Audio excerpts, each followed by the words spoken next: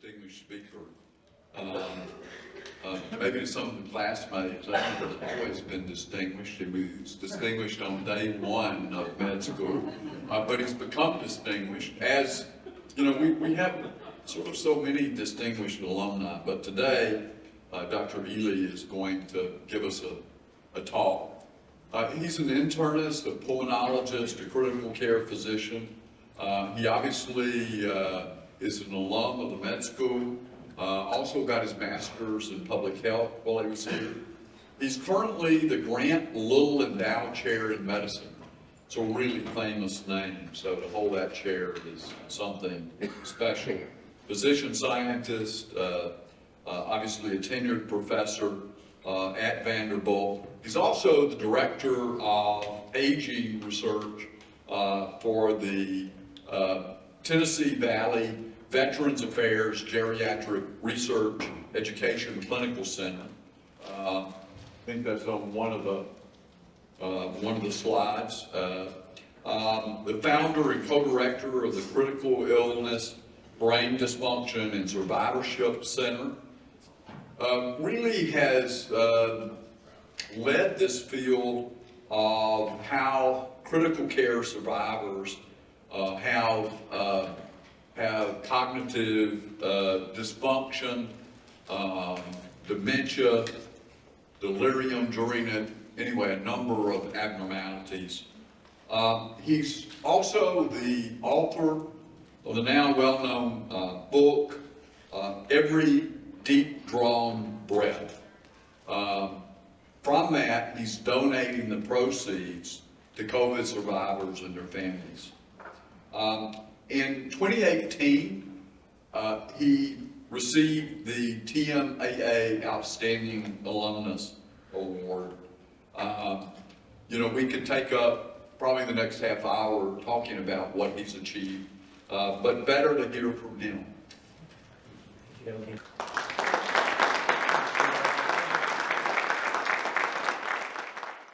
Thank you, Dean Ham, and thank you all my friends. It's coming home for me today and to be with all of you. What I'm going to do is tell stories, and I'm going to use the stories to help us have a moment of remembrance for where we were and where we now are. And I hope that it drums up some importance in your heart and in your mind, and that the stories will move us, because I've learned over the years that science isn't enough, and science will never be enough. And so what I'm going to do is dance between humanism and science, which is what I learned here at Tulane and at Charity. And that's why I said that Tulane Medicine and Charity set the stage for global change. As I go through this, I wanted to make sure I had these disclosures. First of all, I'm NIH and VA funded. I do not have any stocks or relationships with any industry groups, so there's no financial conflicts of interest there. But there's two other things. One is that I have explicit written permission to share with you the stories and the pictures of the people. In EDDB, I call it EDDB, every deep drawn breath. There's not a sentence in here that says, I've changed the names to protect the innocent sort of thing. It's all real people, real names. Their pictures are all on the internet, on the book page, et cetera. And so they've given their story to us to learn from, just like the patients at Charity did for us when we showed up there as students and we didn't know what we were doing. And I'm going to share with you their stories because they hope we can learn from them.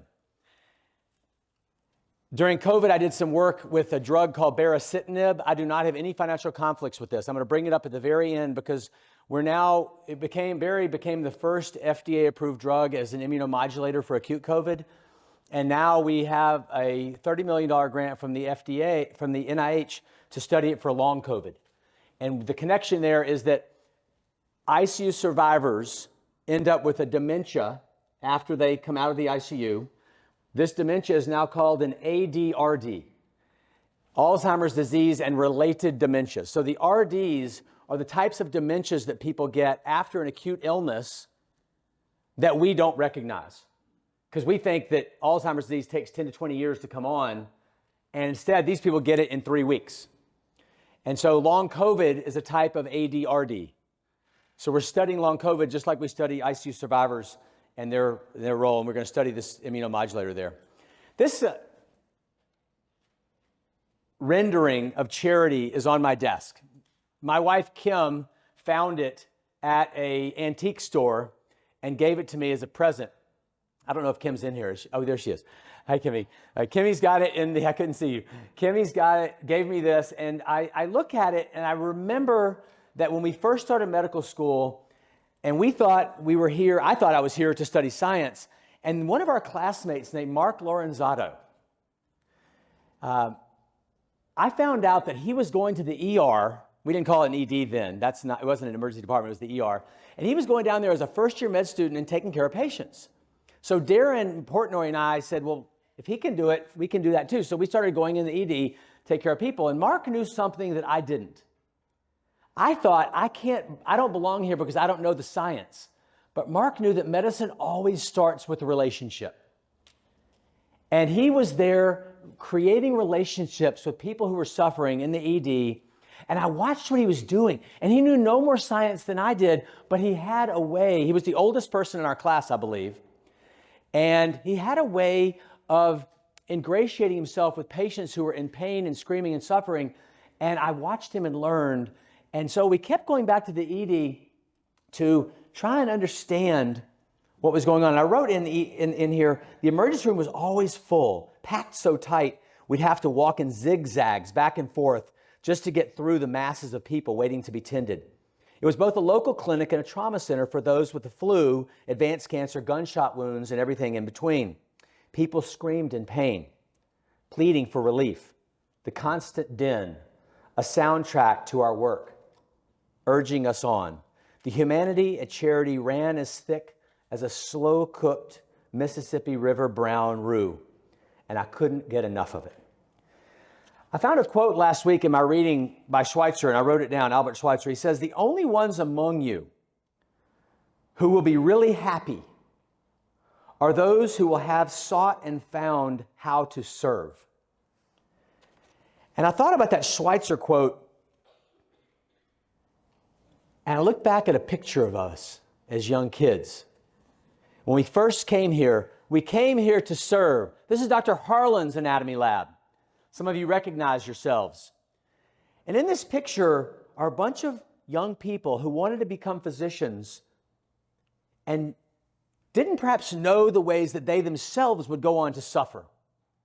Because each of us, each person in this picture, and each one of you sitting here is your own custodian of a completely unique private world that's involved with pain and joy, grief and serenity.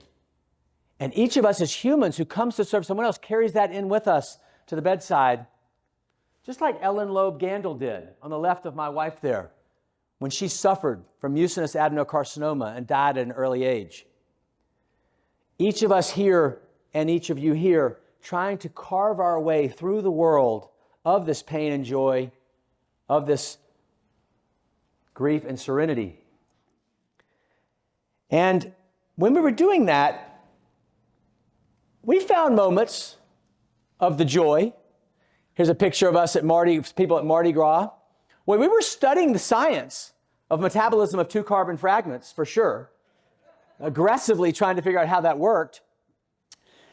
And we also had moments with people like Ruthie, the duck lady. Ruthie and I had a relationship. Every time I went to the quarter, I saw Ruthie. She was always there. I'd see a pair of legs sitting out from a doorway. I'd say, there's no way that's Ruthie again. And I'd walk up to her and there would Ruthie be.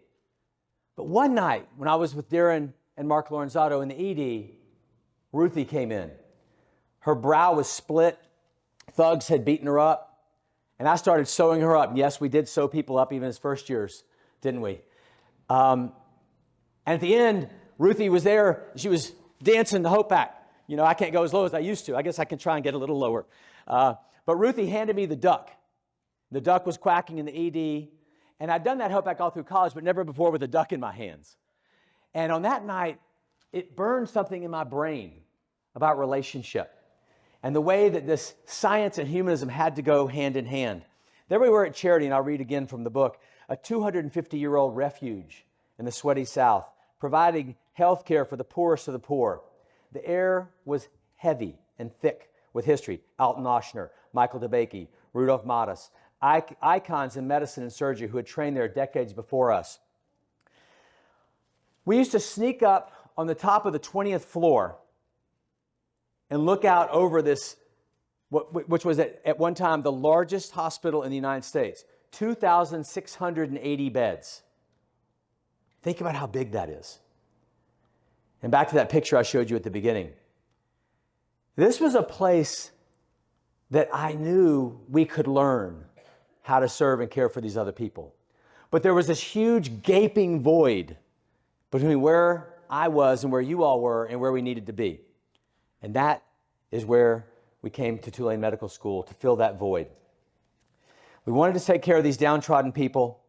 And one night we were down there, and Darren and I made this pact. I'll read. It was a dizzying feeling, all those people down there who needed care, putting their trust in us.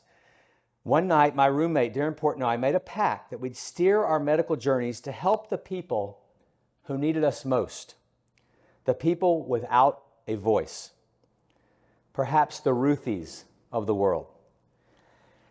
And the reason I chose to read that right there is because I'm showing you a picture of Ruthie, but that promise that Darren and I made to one another ends up taking a very interesting journey.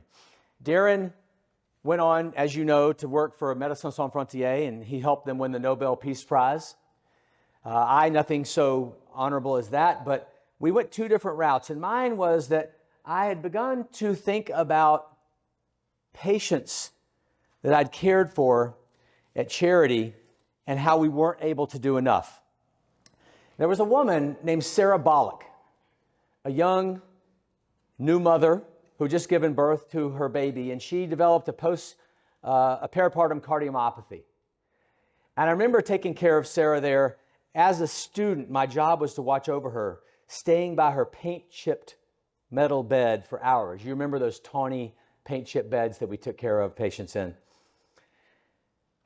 We didn't have the new electronic pumps at charity, so I dialed dopamine by hand, manually counting the drops per minute as the drug flowed from the IV bag through the tubing into Sarah's veins. And I couldn't keep her mean arterial pressure up. And I didn't know what was going on. I didn't have science. We were new third-year medical students. And she looked at me and said, "What's happening to me?" I looked back at her and tried to make some sense out of it. "Sarah, your blood pressure's falling. Your heart's not making it. I don't understand how to keep you afloat here, but I'll try." And we both knew that she was likely to die. And I tell the rest of her story here, but what it did was it hurt me. And I felt the pain of her death, just like you felt the pain of your patients' deaths, in a way that I didn't know what to do with that hurt.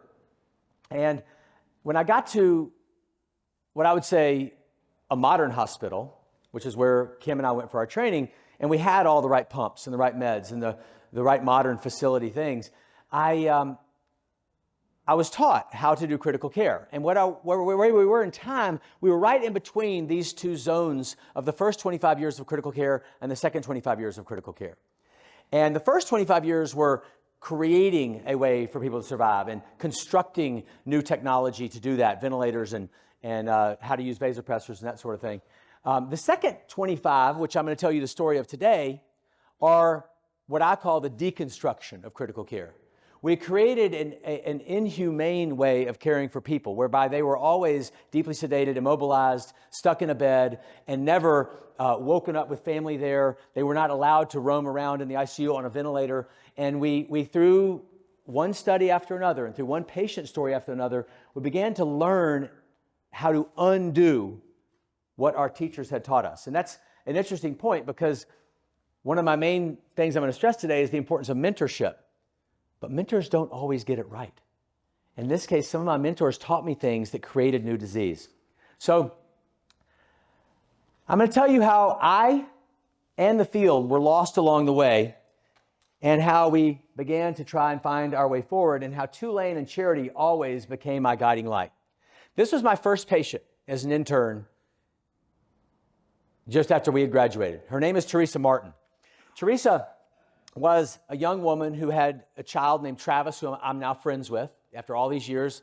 I'm still friends with Travis. I was just with him a couple of weeks ago. And Teresa had an overdose of tricyclics. She was on a ventilator. Because of what I did to her, Teresa ended up having 8 chest tubes. And I thought, oh, I'm so great. I got her out of the ICU, and she survived and left. And she became the first patient I ever saw in a post-ICU clinic, which are now standard of fare around the country. But back then, we didn't have such a beast. And when she came back to us after having been paralyzed and in a coma and receiving 125 a day of benzos and morphine, she was broken. I mean, she couldn't walk.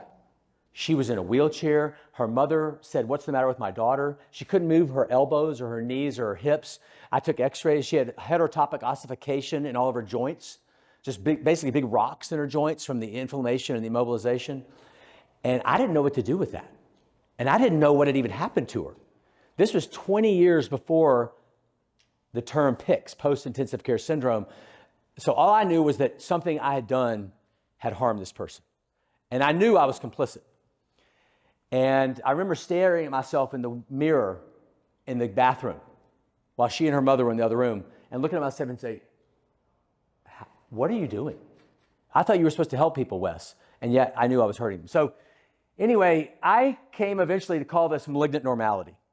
And this was a coined term by Robert Lifton, who wrote The Nazi Doctors, the famous book, The Nazi Doctors, some of you have read. And I'm not saying we were Nazis, but I am saying that what we were taught to do was creating new disease. And it was accelerating death. We know that now. We have science to prove it. So we had ads in our journals that said things like, diffuse anxiety, infuse Versed. Right here it says, for the continuous calm in critical care, as if that's what we wanted. And the drug companies knew that this is what we were searching for, so they made these ads because they knew we would give more of their drugs. Thomas Paine wrote in Common Sense, a long habit of not thinking a thing wrong gives it a superficial appearance of being right. This was a reckoning for me as a person and for the field in general. And what I came to realize is that we were putting people through depersonalization chambers. They would come in bright colors. And I've taught myself now to avoid myself doing this because it was so ingrained. Wes, this is how you take care of critically ill patients. Every patient who comes in, I ask them 4 questions. What are your pets' names? What are your favorite hobbies? What are your favorite foods? What's your favorite music? My answer would be, my dog's name is Butter. I love Bob Dylan, and Blood on the Tracks is the greatest album ever. I like salmon at night with my wife with a lot of spices on it. And my hobbies are swimming and being outdoors. So when I know something like that about another person, I defy myself or defy you to treat them as an inanimate object. It makes me see them as a full person. But at the time, this wasn't what was happening.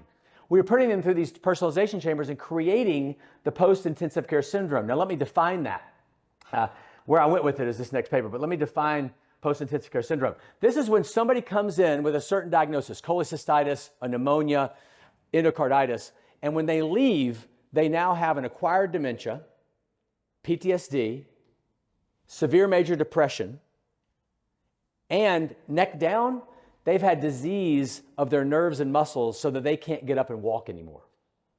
This is an acquired disease that occurs in 5 to 10 days, and the dementia we refer to as an ADRD, Alzheimer's disease and related dementias, is of moderate to severe characteristics in about 10 to 20% of ICU survivors. It looks a lot like Alzheimer's disease. So I knew that I had to find some way to find these people again. And what you taught me here at Charity was stay at the patient's bedside, make eye contact, listen to them, touch their skin. So the first study out of the gate was this paper in the New England Journal of Medicine. I did it when I was a chief resident in Wake Forest. And this was a way of getting people off of ventilators faster. It was a protocol. And what I noticed was that the respiratory therapists had a better sense of what was going on with the patient than I did as a doctor. So what we did was we put the respiratory therapist in charge instead of us, and we randomized people to the doctor way or the respiratory therapist way, and this way got people off the ventilator 2 days faster, halved the complications, and saved $5,000 per patient. But I still didn't know how to find the patient back again, and I was watching all their confusion, and they were kind of lost in the haze. And so I thought, well, maybe we need to get them off of these drugs, the sedatives, et cetera. Another New England Journal paper that came out a couple of years later tried that, and it worked. So I began telling everybody at Vanderbilt, we need to study delirium, and maybe that'll make a difference for patients in the ICU. But they said, no, this is stupid. Don't do this, Wes. It's not in our field. We are clavicle to diaphragm doctors. That brain thing, this is not a neuro ICU. This is a medical or surgical ICU. We're worried about different things. And most people just said, this is going to fail, and let's not go there. But I came back to my roots of charity in Tulane, and I said, I need to do what's important to patients. And this one woman named Donna Hilly brought me back and grounded me. She's in the stripes on your right, and her sister, Diana Wittenball, on the right in the white dress. And Diana wrote to me, after she developed delirium, we couldn't get her mental clouding cleared for months. This gave me what I needed. I knew I had to stay grounded in patient care because that's what I'd learned here at Charity in Tulane. And do y'all raise your hand if you ever had a thing called a daytimer? Y'all remember the daytimers? We had these daytimers. We carried them around pre-computers. And in the daytimer, I had written down all these cards. And one of the ones I carried, I still have them, was this one that says, a way of life for time management goals. And I wrote down this quote from Osler from 1913, and it says, shut close in day-tight compartments with the mind directed intensely upon the subject at hand. You'll acquire the capacity to do more and more. You'll get into training. And once the mental habit established, you're set for life. So I carried these cards with me all the time. And even after we had cell phones, I still carried them in my pocket. And I read all these quotes. And I knew that what I'd learned on the wards at Charity, on our 19-bed wards or however big they were, that this is where we had to stay grounded. And I knew that critical care was far adrift from that situation. So I came back to people who grounded me. And that woman, Teresa Martin, I showed you her picture. I told you about Sarah Bollock when I was a medical student. My wife, Kim Adams-Ely, and classmate, and then Howard Thurman. And the way this went down was, I was thinking about something I'd learned in college from Martin Buber. You know, Buber talks about the I-it, I-thou relationship. And I realized that what I had been doing as a physician was converting people into its in the ICU. And Teresa Martin was a perfect example of that. I'd converted her into an it. I did not treat her with personalized care. And she came back to me in a wheelchair, broken. And I'm still friends with her son, Travis, but he taught me how much his life was affected. He, getting his mother in and out of wheelchairs all of his childhood, broke his life too. So I was carrying around a lot of pain, a lot of chest pain, a lot of guilt, a lot of shame as a physician. Thought back to Sarah Bollock here at Charity, no shame. I'd sat with her. I'd held her hand. I'd looked in her eyes. She asked me questions, and I tried my best to answer her. So I knew that the Sarah was the way to go, not the Teresa way to go. Then I thought about my wife. And I'm going to read you a short paragraph here from the book. After a trip and thinking about how to do all this, I returned home to Nashville with a sense of excitement and urgency, a freedom I'd never felt before. I didn't have to practice medicine the same old way. As our girls finished up their homework, I talked with Kim, walking with her through the soft dark of our neighborhood. I heard the enthusiasm in my voice, but I didn't know how to make the change. And then Kim asked me, how will you do it? Kim knew, just as I did, it would be extremely difficult to achieve even in my own ICU, let alone further afield. The forces that press against us in medicine to maintain the status quo, malignant normality, are immense. So I just thought, you know, the only way that we'll ever get anybody to listen is through science. So if delirium was where the patient was out to drift, and if that was preventing me from seeing the whole person, I knew we had to measure delirium. So we created a tool to measure delirium called the CAM ICU. It works. Sensitivity, specificity are high, integrated reliability high. Using the tools I learned getting our MPH at the Tulane Public Health School, Then I pulled a book off the shelf from our med school time. Do you remember we had a book called The Diagnosis of Stupor and Coma? And in that book, I looked up in the back and it said consciousness. I wanted to know what the basic definition of consciousness was. And Plum and Posner wrote, consciousness is arousal and content. I was like, oh my God, that's the problem. We're measuring arousal, but we're not measuring content. Because we had these sedation scales where we measure how arousable somebody was, but we couldn't have cared less about how the brain was actually working the content of consciousness. So together we put this RAS tool and the CAM, this tool, together, and we started using them to find out if it mattered, this definition of consciousness. And it did. We proved that if you got delirium ever, you had a much higher rate of death than if you never got delirium. And I'm not showing you another 15, 20 papers here just for time, but basically we went on to prove that this thing that the doctors had said doesn't matter, because we were clavicle to diaphragm doctors, actually was the strongest predictor of survival in the ICU patient. And once we started publishing these in JAMA, these three papers in JAMA, people started listening. And I was shocked that they did, but we started finding people wanting it in different languages, Spanish, Chinese, Japanese, and eventually we translated this work into 40 different languages, and it was used around the world, global change, all drawn from lessons that we had learned here at Charity. And we knew that delirium was an independent predictor of death. We knew that more delirium was more death, so there's dose response. We knew that benzos were increasing delirium. And we knew that we needed to reduce the incidence and duration of delirium. So we set out to create studies that would help us achieve brain normality. Like if my arm is a brain totem pole, we had people down here in delirium and coma, and I wanted them up here in normal. So we basically, I'm going to unleash some science on you now about science drawn from the humanism about what we did over the next 15 to 20 years. That fourth person I had on that slide was Thurman. There was Teresa, there was Sarah, there was Kim, and Thurman. Thurman, a very famous author, theologian, and civil rights activist, writes in Jesus and the Disinherited, there are two questions we have to ask ourselves. The first is, where am I going? The second is, who will go with me? And then the main point is, if you ever get these out of order, you're in big trouble. So I knew by Thurman's teaching that the most important thing I needed to figure out was, where are we going? And I knew that where we needed to go was to rejigger critical care so that it would allow humanism to be the chief driver of how we did things instead of the technology. In other words, touch should be more important than technology.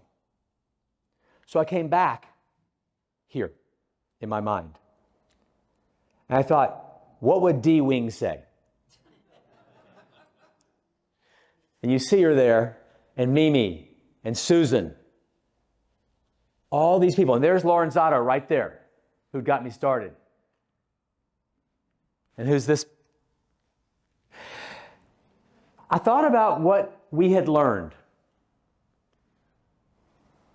And I thought about where we had learned it.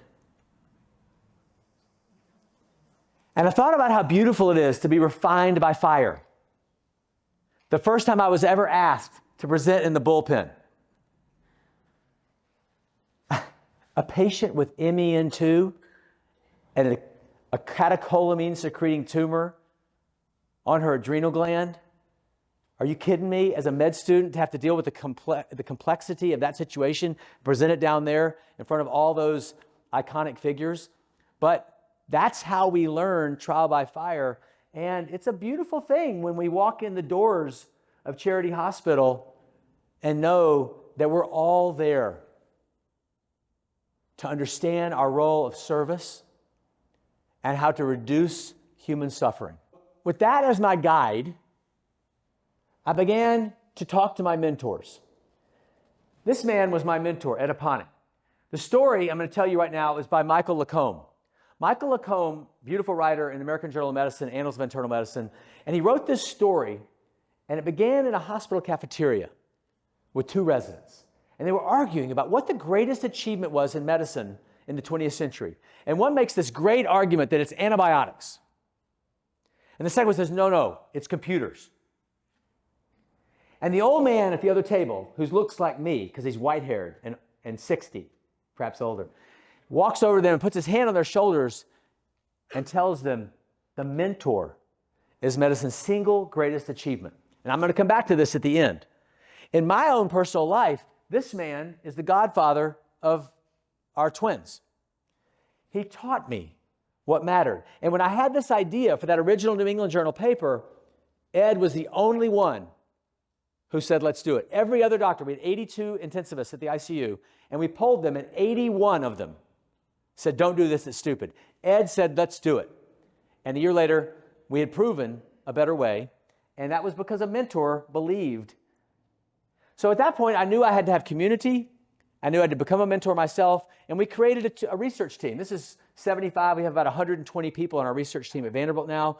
We have probably 40 or 50 studies going on. I do not take any credit for this. I am a widget here. These are incredibly talented people. I approach the world with 2 eyes.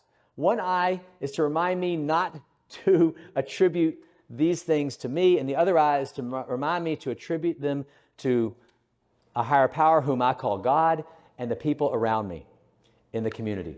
And so I want you to know that that's my approach to this. But let me unleash the science on you very quickly, and I'm going to try and create time for Q&A at the end. So just distilling this down to JAMA, Lancet, New England Journal papers, there's about 400 papers that we've published to try and create this science here, knowing that without the science, nobody will listen, but also knowing that the science itself won't be enough. So here we proved in the black bars are lower than the gray bars, that getting away from benzos is better. Basically what we proved here. Okay, the guidelines at the time said, give them benzos. We said, why don't we choose an alpha-2 agonist instead of a GABAergic drug? And that was dexmedetomidine. It worked beautifully. Then we said, well, what if we, and these are my mentees right here, by the way, Pratik Pandarapandi, Tim Gerard. So I'm trying to pay back the mentor-mentee relationship. In this study, we set up a program where every patient in the ICU got randomized to either stopping the drugs and the vent or what was considered usual care. And when we did that, number needed to treat of 7 to save a life at 1 year. Every 7 people treated with the new protocol, 1 extra person alive at the end of a year. Published that in Lancet.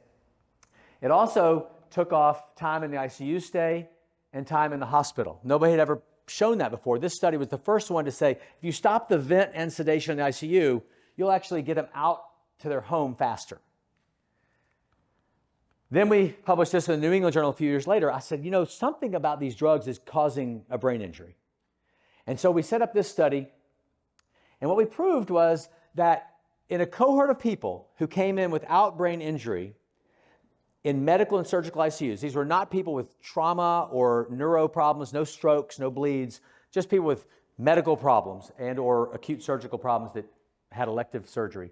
At the end of the day, the brain function median was down around traumatic brain injury or Alzheimer's disease, TBI or AD. And the New England Journal editor said, well, what about young people? Does this happen to them? So we published right here in the 30 and 40-year-olds that yes, young people get this too. And the modern day equivalent of this is long COVID. Long COVID patients, about 10% of people with COVID have long COVID, and it creates an acute brain injury that lasts for months to years in many of them. We can come back to that point. Delirium, on the x-axis here, the dose of delirium, longer delirium, worse brain function. This is 12-month brain function. So more delirium, more time at sea, with the brain not with me, at the bedside, active ongoing brain injury. And what it looks like on a scan is atrophy. So here is, these ventricles are too large. Here's a normal ventricle to brain ratio, VBR, ventricle to brain ratio. Here is a high ventricle to brain ratio. And we can measure this with volumetrics on the scan. So we started getting letters from people all over the place. This letter, I won't read the whole thing. Basically, he says, I was going to kill myself. And then I saw a report. And my wife and mother-in-law didn't believe me either. And I cried because there were other people like me. And we have just so many millions of people around the world with this problem of acquired brain injury, acquired body injury, et cetera. So we knew we had to keep going. And we did. And over the years, we created this thing called the A2F bundle. A, B, C, D, E, F bundle. It actually, I'll tell you a funny story. It actually was the A is analgesia, B, both stopping the drug and stopping the vent. C is choosing a drug other than a benzo at the bedside. D is delirium management. E is early mobility, getting people up. And then F is family. So what does this mean? Essentially, it means every patient, every day, all over the world, stop the drug, wake them up, get them out of bed, on the blower even, and try and walk them. If they walk 1 foot, fine. Put them in a chair. The next day, they'll walk 4 feet, and so on. And we translated this into over 40 languages as well. And in 2019, right before COVID, this was being used in over 100 countries. So charity had created this idea of humanism, this idea of the person is the most important, the cerebolic, the Ruthie. We have to find them again. How do we find them? This is how we find them. We use science to create humanism. So the science in 400 papers creates humanism. Now, what are the data? Scientists like data. Okay, very quickly. The x-axis is compliance. The y-axis on the left is survival. On the right is normal, not delirium, not coma. So more normal. You see, as you go up in compliance, this is 6,064 people in the California Sutter Health System. Higher compliance, more survival. Higher compliance, more brain function. Okay, that's not enough though. Let's go further. Let's use 15,000 people. 15,000 people. Here, the compliance is on the y-axis. Higher compliance from 0 to 30, 60, 100. Higher likelihood of getting out of the ICU. These are all the hospitals around the country that did this study. Higher likelihood of getting out of the hospital. Less likelihood of dying with the bundle. Less coma, less delirium, less restraints. There was one thing I knew would go up. I said, if people aren't delirious, they're going to tell us about their pain. And that's what happened. The pain went up. Not that I want them to be in pain. I want to know about their pain. So now we can find out that they're in pain. They're suffering. Yes, Ms. Smith, that's what I needed to know. Let's get her some morphine or a non-opioid, perhaps. But this is the way that we built a new system. And isn't it nice to have less ICU bounce backs and less nursing home transfers, more people going home? So this was the program. And the way it worked essentially would be Janet Keith. So an ongoing good friend of mine, she came in with necrotizing fasciitis of her face. 20 surgeries. We took off most of her face eventually. I've, again, permission to use this example. Every day in the ICU with the tube down, she had a picture of her at the Eiffel Tower on her side. I said, Janet, you're a refined badass. I don't know why I said it, but I did. I said, you've got to get out of this bed. And later she told me, she goes, I remember you calling me a refined badass. You're so stupid. I said, yeah, I know. But we got her out of the bed and we walk her on the ventilator here, 3 people. A person on the IV pole, a person on the vent, a therapist, a nurse, and then a family member, her husband, pushing the wheelchair behind her. And she'd go 1 foot fall. Next day, 4 feet fall. Next day, 10 feet fall. On the very first day that the bundle took her all the way to extubation, this is Janet. Now her room is way back here. And she is not, that's the first day that tube was out. She called herself the Lone Ranger because she had that bandage over her face. She walked all the way down here. Steve can tell me. Steve, a woman on a blower for 10 to 12 days, first day off, there's no way she could do this unless she had been walking all those previous days. She would have lost all that muscle mass, but the bundle brought her back to us. That's what Tulane and Charity created. Then a COVID hit. I need to bring this to a close in the next 3 minutes so you can have Q&A. COVID hit. Trust breeds intimacy. Intimacy breeds trust. In medicine, we deal with emotional, intellectual, and spiritual intimacy.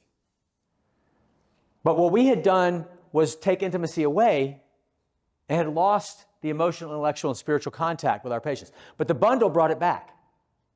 But then COVID hit. And we didn't have vaccines, we didn't have PPE, and we were scared. So over the years, facts, we had gone from 20 to 2014 with delirium being 70 to 80% in all of our ICU studies. After the bundle, we knocked it in half to 40%.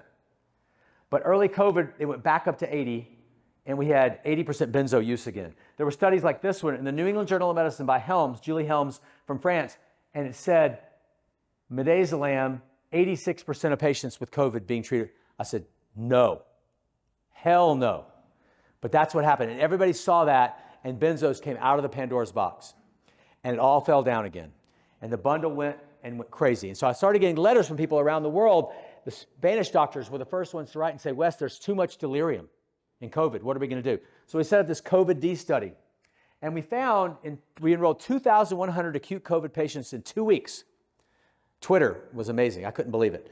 2,100 people in 2 weeks.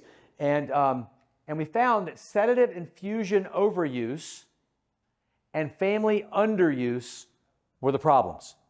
The bundle had fallen down. We were back to the benzos. We were away from the family.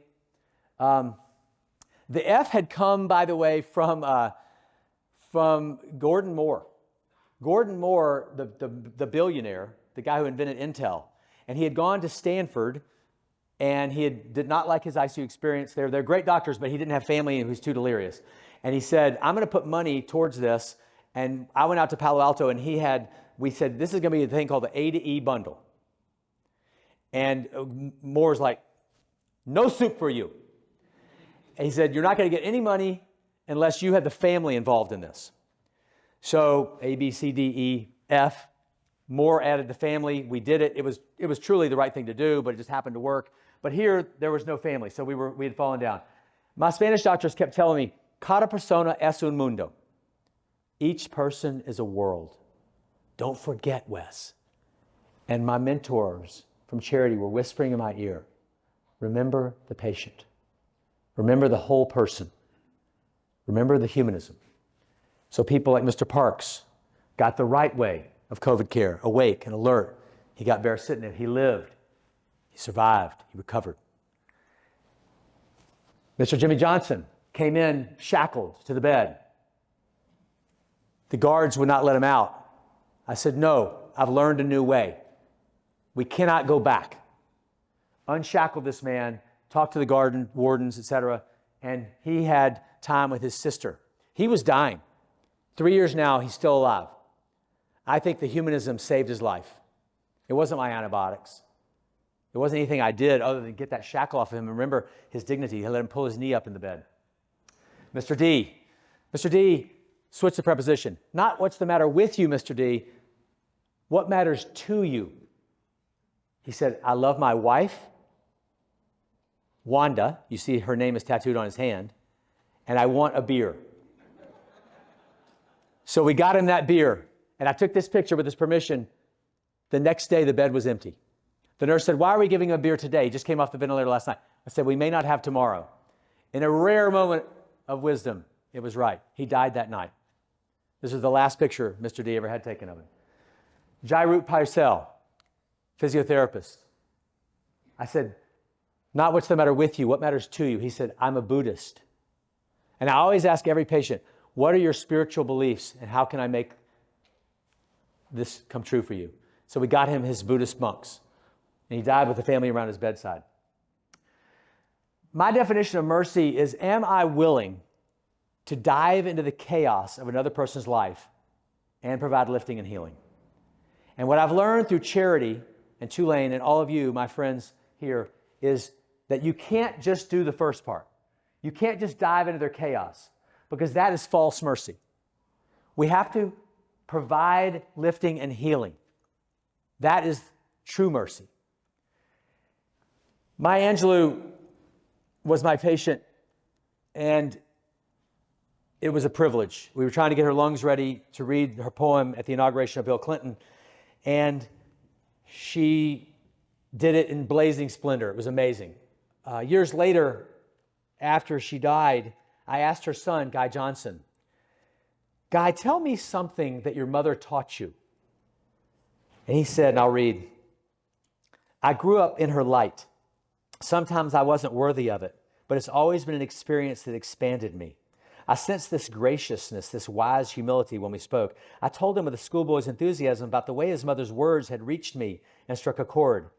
And then I asked him, what's something that nobody else knows about your mom? And she said, son, I write from the Black perspective, but I aim for the human heart. And I love that Maya Angelou quote. And I think the only place it's present is EDDB, because Guy told me that and he gave us permission to use it. She aimed for the human heart. Isn't that what we've been trying to do the whole time?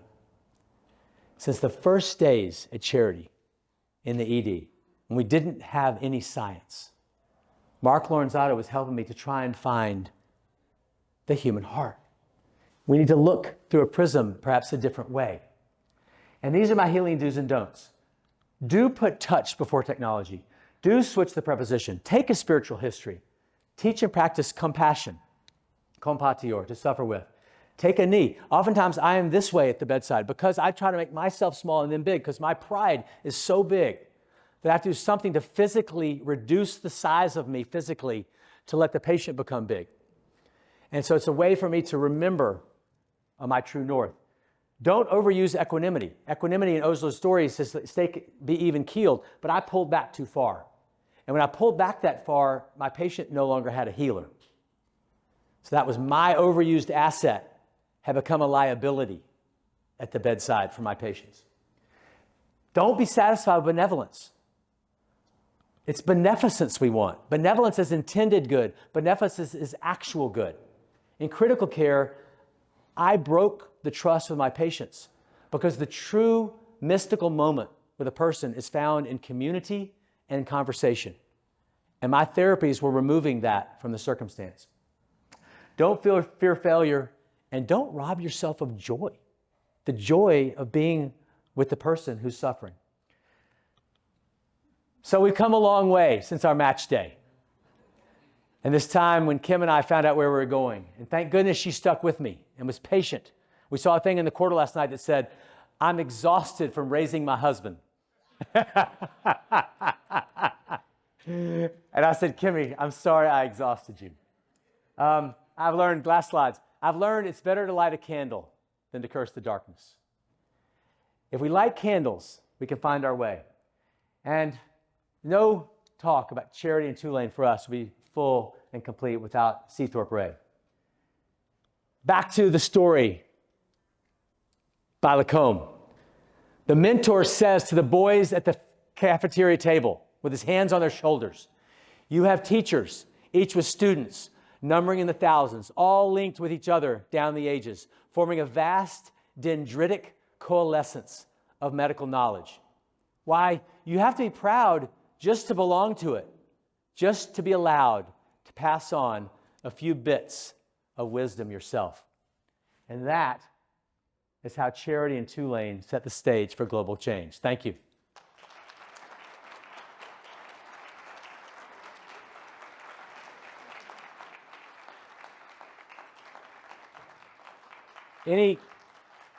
No.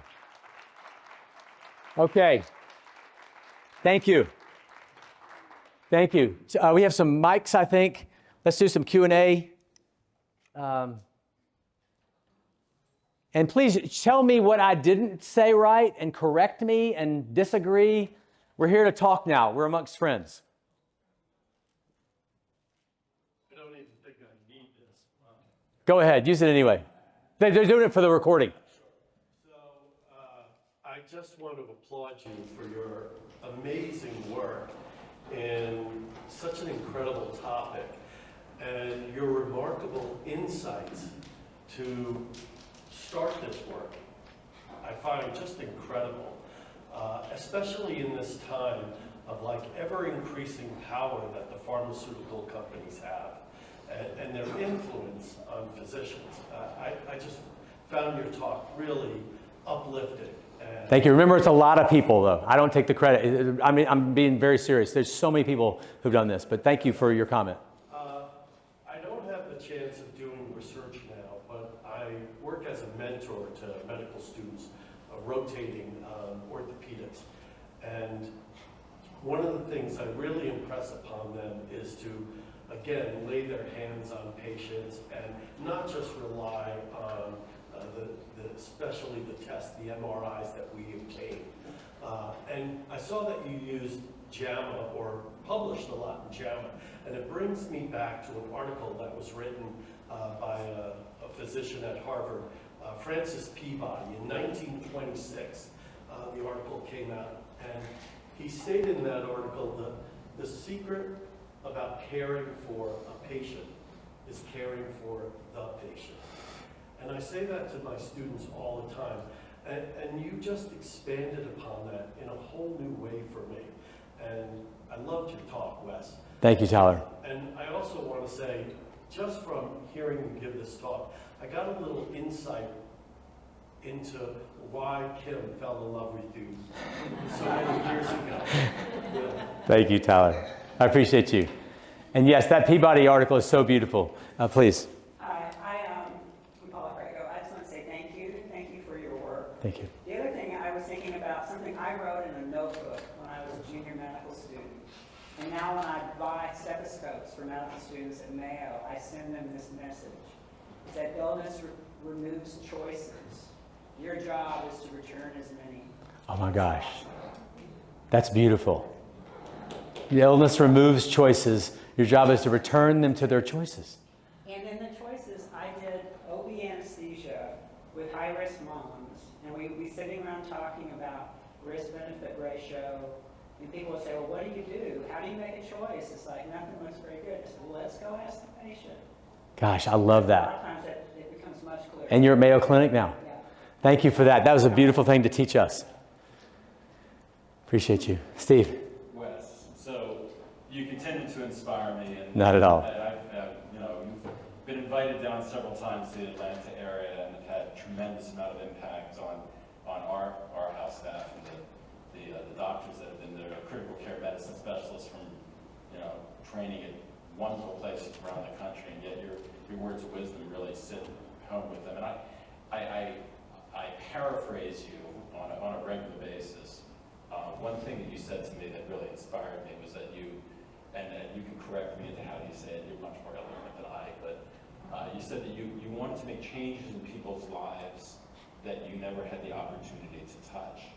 And by teaching and having it transcend the medical community through the generations, through your teachings, the things that you've been able to have other people do that you were not necessarily at the bedside, but at least in their minds, to me is a tremendous credo to live by. And I've just been very awe-inspired by that. And I continue to be, in terms of your success, very proud to call you my friend and colleague, but Thank you, Steve. To see what you've been able to accomplish to me has been phenomenal. Thank you, Steve. I thank you for that. Thank you. I'll tell this quick story. So it was on the porch where Rob Warwar and Darren and I lived, and Darren and I and Rob were pulling all-nighter, and the sun was coming up in medical school, and Darren wanted to smoke a stogie, and we agreed that we would try and improve the lives of people we would never meet.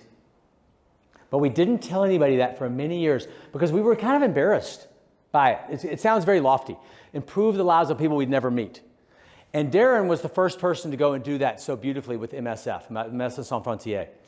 And we just went two different paths to do that, but that's what you're quoting there. And now I say it out loud because I'm old enough and gray-haired enough to kind of not give a, but that has been our motto ever since on Fern Street. Another person, any other questions or thoughts? Please. Appreciate your talk. I went through charity long before most of the technology that you talk about existed. My wife certainly enjoyed your talk because she's a previous ICU nurse. Anyway, you were asked about what did you miss, okay? Yeah, please. What are some of the other things that I got out of being here at Tulane? I did my residency at Charity Hospital. I was on the faculty at Tulane for a while before going back to California. was the engagement with the community. When I went home at the end of the day, or 4 or 5 days after being on call, most likely one of my patients lived across the street from me. When I went into Popeyes, it was not uncommon for one of the servers to say, "Oh, Dr. Fuller, you did my hysterectomy. I remember you." And I think that's a lot that's missing. It's been, in the first part of my practice in the LA Basin, you commuted long distance, so you didn't engage with the community of the patients you were taking care of. Fortunately, the second half of my practice was in the Central Valley of California, where again, my patients most likely lived across the street from me. They certainly played baseball with my kids, stuff like that. But I valued quite a bit. In fact, actually, one of the classes we had as first-year medical students was community medicine, where we had to go out and engage with patients in the community as part of our training and everything like that.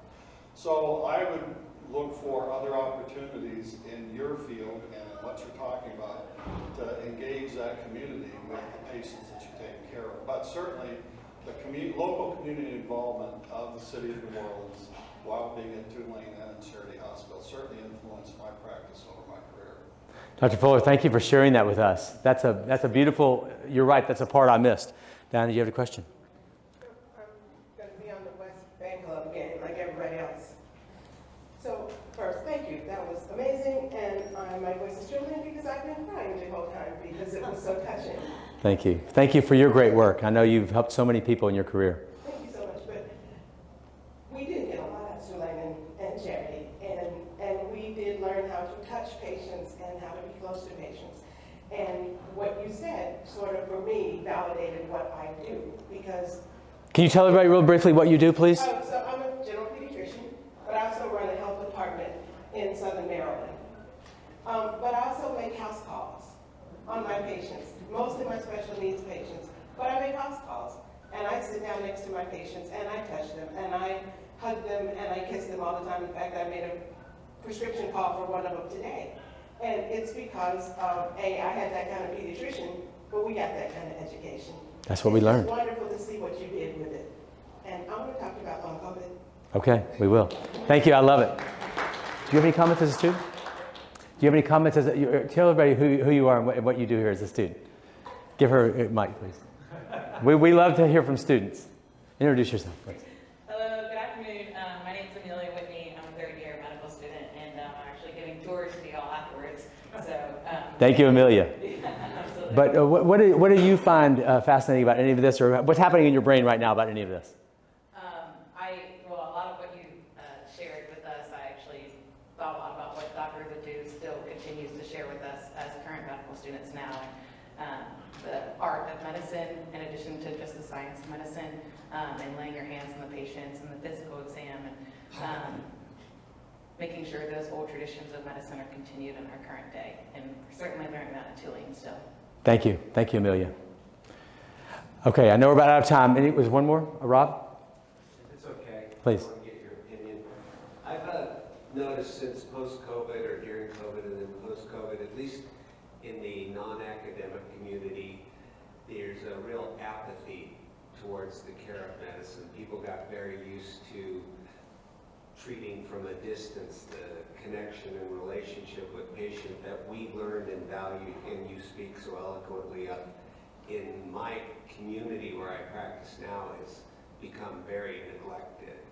And I'm wondering, have you noticed that as well, not just in the ICU, but around the hospital? And if so, are you having any luck, or do you have any insight into how we re-engage our colleagues? Because that's what I'm struggling with. I talk to them about it all the time, and they're reluctant to get back to seeing patients in the office. They're still doing half their stuff on the phone with them.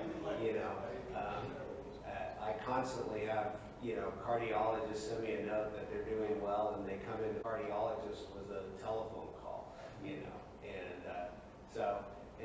that really has just progressed right out of COVID, and people aren't wanting to get back to those things that we all know work.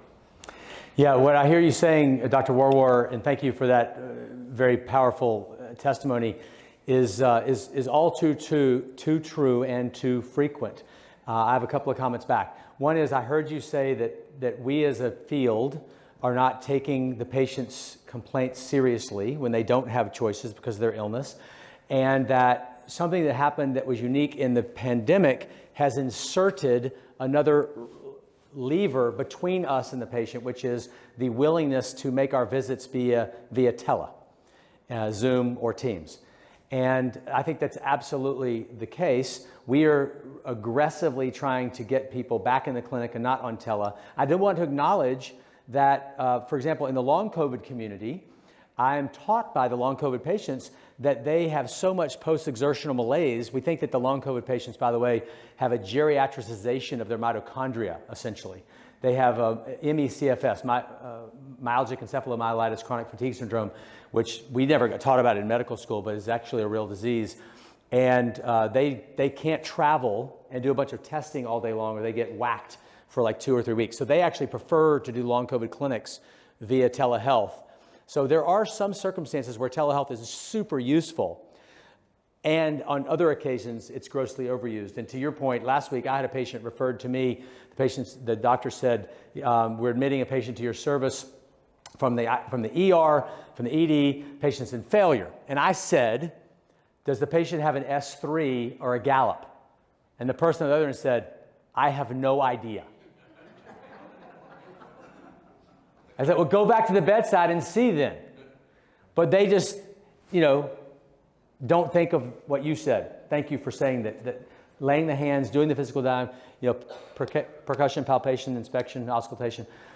We have to get back to these basics. And so, yes, we've suffered. We've had a setback. And Rob, to your point, the whole world had many types of setbacks. But it's not okay to accept them.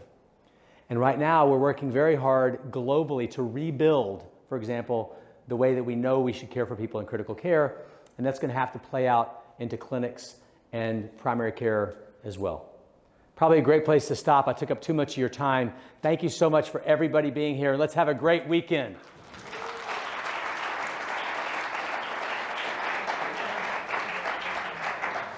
Before everyone leaves, I'd like to, on behalf of the Tulane Medical Alumni Association, present this to Wes for his dedication and service to Tulane and Thank you. Medicine. Many of you have noticed that this room has been remodeled from what you remember. By the way, I not only do I have the privilege of being Associate Dean for Student Affairs, and I'm a graduate of the class of 1981. Many of you will also remember this room as having sort of bluish-green coverings and maybe a darker presence, but it's been renovated. Wes saw it, but I want all of you to look in the back, because on the wall are listed the principles, guiding principles of the School of Medicine that were adopted and publicly announced: respect, ethical integrity, communication, accountability, and a drive for excellence. I mention it to you because it's noteworthy in and of its own self, but as Wes was speaking, I'm thinking, gosh, here's someone who embodies all of those things. Not at all. Thank you. So on behalf of the Tulane Medical Alumni Association, thank you and welcome back to the Thank you, Dr. Liddle. Thank you. Thank you for your help.